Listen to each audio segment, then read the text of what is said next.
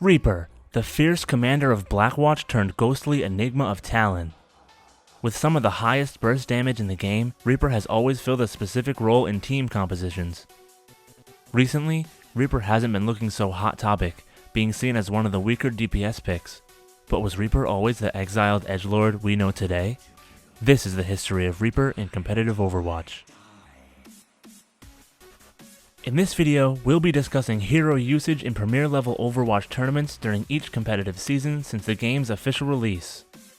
We use the following tier system to rank heroes based on how frequently they were played.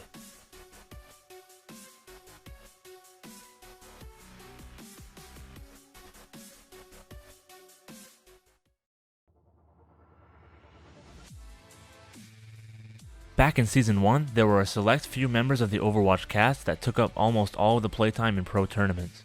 This classic Deathball comp consisted of Reinhardt and Zarya for tanks, Lucio and Zen for support, and Reaper and McCree for DPS. There was also a little bit of early dive with Winston and Tracer, but for the most part, Deathball was all you needed. Reaper benefited tremendously from the Lucio speed boost and the mobile Rein shield, especially back then when he had to go collect the souls of those he killed to get healing. Zarya bubbles during fat death blossoms didn't hurt either. Overall, Reaper's crazy high damage output made him the best flex DPS pick in the game, and landed him in tier 2, which is pretty much where you want to be as a DPS. Whether or not Gabriel and Ana got along in the Overwatch lore is hard to say, but in terms of gameplay they were the best of friends. Ana came soaring into the metagame with her incredible nano boost ultimate that increased the target's damage, defense, and movement speed. Combined with Reaper's Death Blossom, a terrifyingly deadly combo was created. Ana simply had to let it rip, and the shotgun-wielding Beyblade would tear through the enemy team unrelentlessly. The nano made it so that Reaper not only killed enemies faster, but was also harder to kill, and he could move rapidly across the map to chase his victims. It was such a powerful combo that the Season 2 meta is known as the Beyblade meta, and you really couldn't be successful without it. Reaper remained in tier 2 and became the most picked DPS character of the cast. I wish I could say that Reaper maintained his dominance of the meta, but every Wraith must have its fall. It wasn't Reaper himself that got changed, but everything around him started to crumble. Zarya, Lucio, and most importantly Ana all saw nerfs in Season 2 and 3 that made the classic style a bit less viable. In terms of DPS picks, players were transitioning to more mobile heroes like Tracer and Genji, now that Nano Boost no longer gave an increase in movement speed. It turns out Beyblades aren't nearly as effective when people can just outrun them.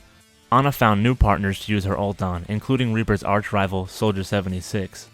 Lost and abandoned, Reaper sulked his way down to tier 4, seeing niche play to deal with meteor comps like the popular triple tank setup. Things got even worse for the Phantom Menace in Season 4, with the meta shifting further away from Deathball and toward Dive. His competition was getting buffed while he remained in the same state he'd been in since launch. After seeing how great Reaper could be and then witnessing his catastrophic fall, the community was calling for buffs. And finally, in the last week of the season, we got something. It wasn't much, just reloading during Wraith form, but it was definitely a start. Reaper still ended up in tier 5 for the season, but he can now put out more consistent DPS without the burden of reloading after using Wraith.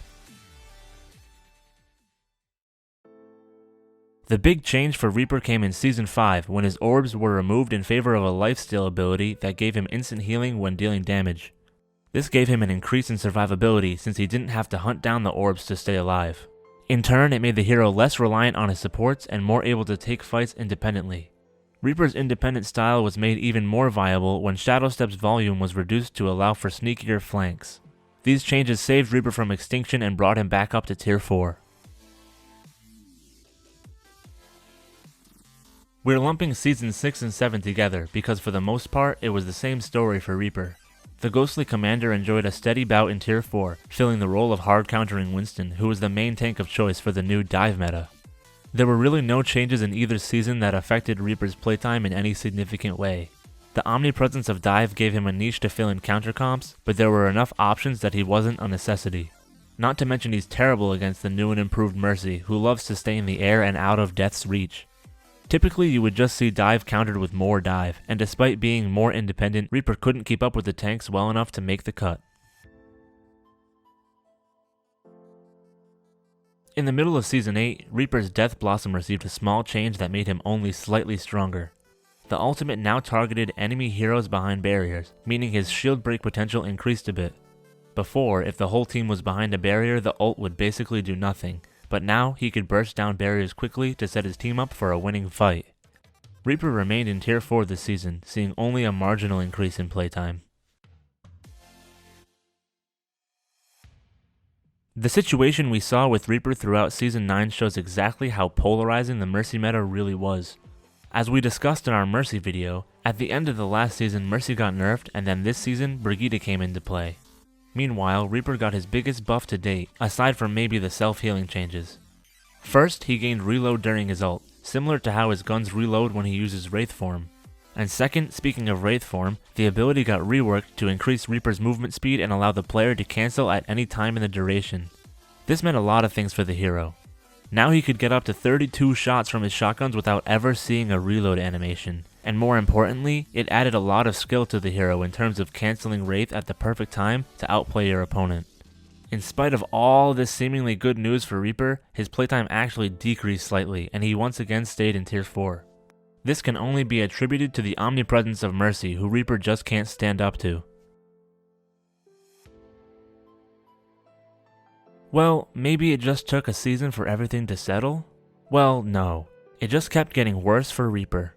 Genji and Tracer got nerfed in Season 10, which meant less competition, but it also meant less dive and therefore less Winston, so using Reaper as a counter pick wasn't needed as much. On top of that, other DPS characters like Hanzo got buffed, putting the shadowy shotgunner deeper in the hole. By the end of the season, he was down in Tier 5 once again.